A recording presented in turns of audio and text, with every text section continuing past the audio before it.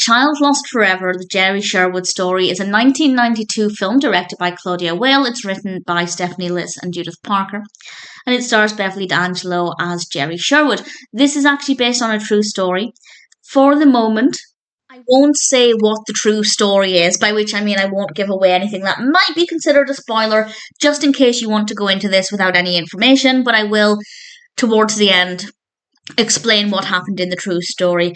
And I was vaguely aware of the true story. I feel like I'd heard of it before, but I certainly didn't know all of the details.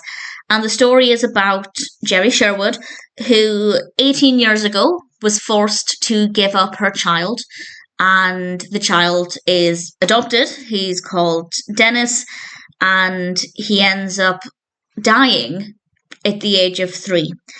And this comes about because when he turns 18, and the bulk of the film is set 18 years after the fact, Jerry, his birth mother, decides to try and find him. The adoption files are opened because he's turned 18, and she receives information informing her that her child had died when he was 3 years old. And she looks into this, and immediately something to her seems suspicious. And at the moment, I don't want to say what that is, but it's a very fascinating story. The fact that it's based on truth makes it all the more gripping. I don't know exactly how close it is to the true story, but I feel like, based on my knowledge of the true events, it's quite similar. And it's moving, it's emotional, it's a very powerful story. The performances are brilliant, and I didn't know how it would end, and I won't give that away, of course, but I was very keen to find out. I felt like this was a very gripping film. It was easy to become absorbed in the story. Jerry Sherwood is a really likeable protagonist. Right from the beginning, I felt for her when she had to give up her baby. It was clearly not something she wanted to do, and to then find out that that child died a few years later under potentially suspicious circumstances is heartbreaking. Really powerful film.